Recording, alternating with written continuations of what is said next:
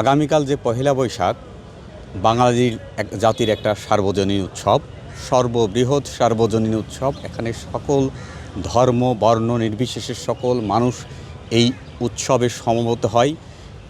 এই পয়লা বৈশাখ একমাত্র বাঙালির আনন্দের এবং সার্বজনীন উৎসব, যেখানে সকলে মিলে নারী পুরুষ ধর্ম বর্ণ এবং সকল বয়সী মানুষ একসাথে আমরা এই উৎসবকে উদযাপন করি।